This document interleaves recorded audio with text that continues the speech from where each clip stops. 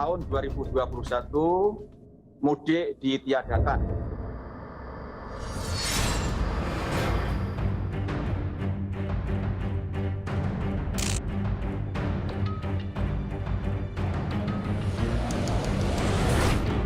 Memahami ini biar tidak salah paham terus, pemerintah ini maunya apa sih sebenarnya dengan kebijakan ini, Pak?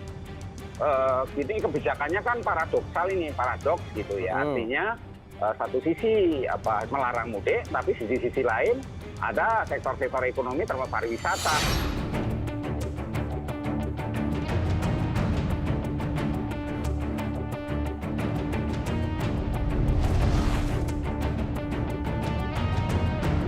Dan berinovasi dengan produk-produk wisata, produk-produk layanan untuk masyarakat yang tidak bisa mudik.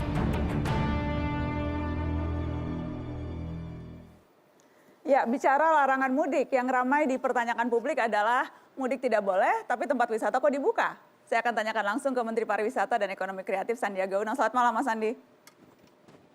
Malam Mbak Nana, Assalamualaikum warahmatullahi wabarakatuh. Waalaikumsalam warahmatullahi wabarakatuh. Mas Sandi, yang jelas kebijakan membuka pariwisata memang kemudian dianggap kontradiktif oleh sebagian orang karena rasanya kok bertolak belakang dengan kebijakan-kebijakan yang lain, terutama larangan mudik. Bagaimana Mas Sandi menanggapinya? Jadi pertama-tama terima kasih Mbak Nana udah mengundang kita. Dan kita sekarang ada di tengah-tengah pandemi. Dan kebijakan untuk meniadakan mudik diambil karena kita ingin menekan penularan angka COVID-19 dalam bingkai PPKM skala mikro. Nah, di dalam PPKM skala mikro tentunya mengacu kepada kebijakan dari pemerintah daerah setempat bagaimana mengatur kegiatan masyarakat.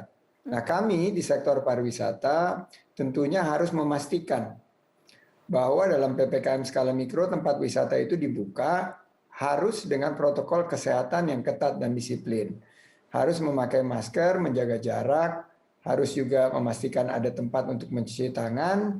Sebisa mungkin kita dorong vaksinasi untuk para pekerja di sektor pariwisata dan ekonomi kreatif. Dan yang terpenting Mbak Nana, bagaimana menjaga kapasitas agar tidak berkerumun dan tidak melebihi yang ditentukan oleh pemerintah, yaitu sekitar 50% kapasitas di setiap destinasi wisata. Jadi kita tidak ingin tidak mengambil langkah antisipatif. Nanti pada saatnya masyarakat tidak diperbolehkan mudik, mereka akan berkegiatan, bermobilitas, dan salah satu tujuan mereka berkegiatan adalah di destinasi wisata. Oleh karena itu kita harus pastikan protokol kesehatan dan kita punya panduan CHSE yaitu Cleanliness, Health, Safety, dan Environmental Sustainability. Itu kita lakukan secara ketat dan disiplin. Mas Sandi, yang kemudian banyak muncul adalah ya sudah saya tidak mau mudik kok, saya cuma mau wisata ke Pantai Losari yang kebetulan dekat kampung saya. Jadi itu pernyataan-pernyataan yang tepat atau tidak? Karena apakah misalnya memang dimungkinkan wisata keluar kota pada saat larangan mudik atau seperti apa? Nah, ini harus mengacu tentunya kepada keputusan yang sudah dikeluarkan oleh pemerintah, dan itu Kementerian Perhubungan sudah memberikan panduan.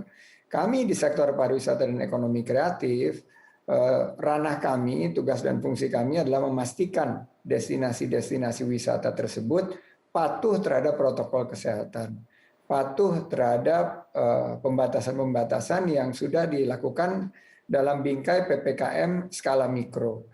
Nah, memang masyarakat, kita menghimbau masyarakat sekarang kita di tengah-tengah pandemi, alhamdulillah angka penularan COVID-19 sekarang bisa ditekan dibanding beberapa bulan yang lalu. Tapi kita tidak boleh lengah karena ini belum selesai. Kita masih melakukan proses vaksinasi. Jadi kita butuh kesadaran dari masyarakat dan kita akan memberikan langkah-langkah stimulus agar sektor-sektor terutama pariwisata dan ekonomi kreatif ini misalnya mengganti kehadirannya yang nggak bisa ke Makassar, mengirim produk-produk ekonomi kreatif seperti parsel lebaran, dan kita mendorong penggunaan barang buatan lokal dan memberikan subsidi untuk ongkos kirimnya. Mas Andi, saya cuma ingin memastikan, jadi ya diperbolehkan wisata di luar kota atau wisata yang tadi Anda sebutkan terbuka itu memang wisata yang hanya bisa dilakukan penduduk di kota itu, Mas Andi? Destinasi-destinasi wisata yang kami pantau pasti ada di level nasional, tapi akan mengacu kepada PPKM skala mikro daerah-daerah tersebut. Jadi kalau misalnya seperti yang sudah diumumkan, ada peraturan Menteri Perhubungan yang membatasi pergerakan di luar aglomerasi, yaitu tentunya kita harus mengacu kepada peraturan Pak Menteri Perhubungan seperti itu. Jadi jangan dibentur-benturkan, Nana. Ini kebetulan saya memiliki hubungan yang sangat baik dengan pemerintah daerah, pemerintah kabupaten kota, kita terus berkoordinasi. Ya. Bukan jadi membenturkan, Mas Andi, hanya meminta kejelasan karena beda tuh kalau memang wisata lokalnya saja yang boleh, berbeda karena sekarang kan banyak kan seperti itu. Oh, saya nggak mau mudik kok, saya maunya main ke Borobudur. Nanti di Borobudur kebetulan di belakangnya rumah saya gitu. Jadi kesannya kan sekarang ada pengertian yang mungkin harus diluruskan. Tetap tidak boleh keluar kota untuk berwisata, begitu kan? Betul. Jadi itu yang diinterpretasi seperti itu tentunya menurut saya adalah satu interpretasi yang tidak diperbolehkan. Yang diperbolehkan adalah berkegiatan dalam lingkup PPKM skala mikro. Jadi cukup jelas menurut saya tentunya kita juga akan mengacu 1-2 minggu dari sekarang kita nggak tahu, Nana. Kalau misalnya Mbak Nana lihat angka COVID-nya ini tiba-tiba meningkat secara drastis, kita pasti akan melakukan adaptasi dan melakukan penyesuaian. Jadi kami di sini murni melihat berdasarkan data tersebut disuplai oleh para ahlinya, dan kebijakan itu diambil oleh pemerintah di otoritas yang membidangi. Kami tinggal menyesuaikan. Kami di pariwisata dan ekonomi kreatif tentunya sangat terpukul, sangat terpuruk sekarang di tengah-tengah pandemi, tapi kita yakin bahwa keputusan untuk menekan penularan angka COVID-19 harus menjadi prioritas kita bersama.